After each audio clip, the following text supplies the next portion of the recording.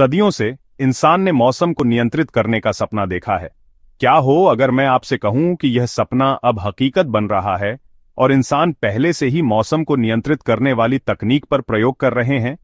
हम सूखे को खत्म करने के लिए कृत्रिम बारिश बनाने, विनाशकारी तूफानों की दिशा बदलने और यहां तक कि खुद जलवायु को हैक करने की संभावना की बात कर रहे हैं। यह किसी साइंस फिक्शन फिल्म का सीन लगता है, लेकिन यह कोई कल्पना नहीं बल्कि हमारी आज की हकीकत है।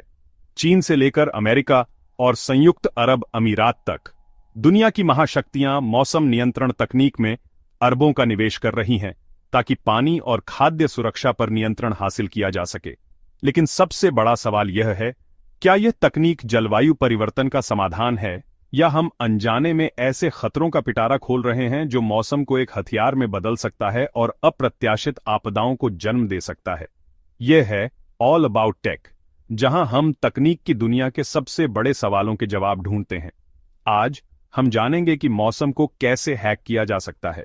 मौसम नियंत्रण, जिसे जियो इंजीनियरिंग भी कहा जाता है, उन तकनीकों को कहते हैं जिनका उपयोग इंसान मौसम के प्राकृतिक पैटर्न को बदलने के लिए करते हैं। सबसे आम तरीका क्लाउड सीडिंग। विमान बादलों में सिल्वर आयोडाइड या नमक छोड़ते हैं जिससे पानी की बूंदें जमा होकर बारिश के रूप में गिरती हैं। सुनने में आसान लगता है, लेकिन इसका परीक्षण 1940 के दशक से किया जा रहा है और अब इसका इस्तेमाल 50 से ज्यादा देशों में हो रहा है। इसका एक बड़ा उदाहरण 2008 का बीजिंग ओलंपिक है। चीन ने उद्घाटन समारोह के लिए साफ आसमान सुनिश्चित करने के लिए बड़े पैमाने पर क्लाउड सीडिंग कार्यक्रमों का इस्तेमाल किया, जिससे बारिश के बादलों को शहर तक पहुंचने से पहले ही बरसा दिया गया। यह सिर्फ एक बार की बात नहीं थी।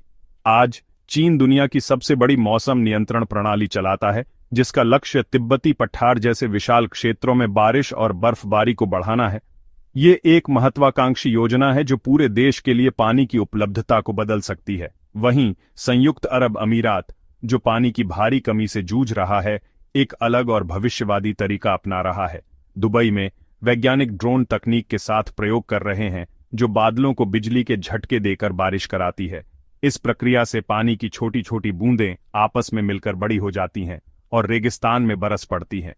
यह तकनीक सिर्फ दूर दराज के देशों तक ही सीमित नहीं है। अमेरिका में भी कैलिफोर्निया और टेक्सास जैसे राज्य, जो अक्सर सूखे की मार झेलते हैं, अपने जलाशयों को भरने और खेती के लिए पानी सुनिश्चित करने के लिए मौसम संशोधन कार्यक्रम चलाते हैं। ये उदाहरण साफ दिखाते हैं कि हम सिर्फ मौसम का अनुमान लगाने वाले दर्शक नहीं रह गए हैं। विज्ञान और तकनीक की मदद से हम सक्रिय रूप से इसमें हस्तक्षेप कर रहे हैं और इसे फिर से लिख रहे हैं। मौसम नियंत्रण सिर्फ खेती और सूखे के बारे में नहीं है, इसका एक गहरा और ज्यादातर गुप्त सैन्य अतीत भी है। सोचिए, अगर कोई देश दुश्मन की सेना पर बाढ़ ला सके या उनके सप्लाई रूट्स को कीचड़ में फंसा दे, यह एक जबरदस्त रणनीतिक बढ़त होगी।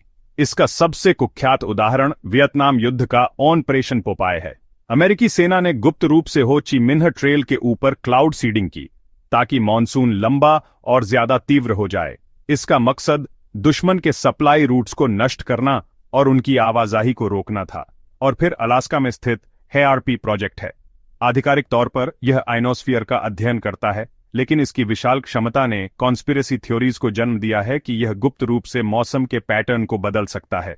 हालांकि हेआरपी से जुड़े कई दावे बढ़ा चढ़ाकर किए जाते हैं, लेकिन ऑपरेशन पोपाय जैसी घटनाओं ने दिखाया कि मौसम एक हथियार के रूप में कितना विनाशकारी हो सकता है।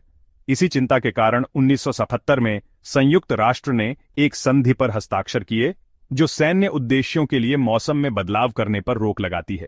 लेकिन क्या यह रिसर्च आज भी गुप्त रूप से जारी है?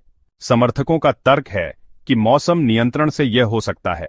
सूखे और भोजन की कमी से लड़ना, कृत्रिम बारिश करके जंगल की आग को रोकना, यहां तक कि आबादी वाले क्षेत्रों में पहुंचने से पहले तूफानों को कमजोर करना, जलवायु परिवर्तन से जूझ रही दुनिया में यह एक चमत्कारी उपकरण जैसा लगता है। लेकिन इसमें एक पेंच है। एक क्षेत्र में मौसम बदलने से दूसरे क्षेत्र में अनपेक्षित आपदाएं आ सकती हैं। नैतिक दुविधा। यह कौन तय करेगा कि किस देश को बारिश मिले और कौन सा देश सूखा झेले? भू राजनीतिक संघर्षों की संभावना।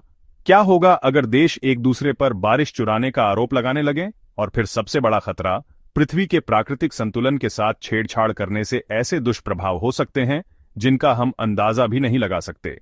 क्या मौसम नियंत्रण तकनीक हमें जलवायु आपदा से बचाएगी या ऐसे परिणामों का तूफान लाएगी जिससे हम बच नहीं सकते? सच तो यह है, हम पहले ही पंडोरा का पिटारा खोल रहे हैं। सवाल यह है, क्या हम आसमान को हैक करने की इस शक्ति के लिए तैयार हैं?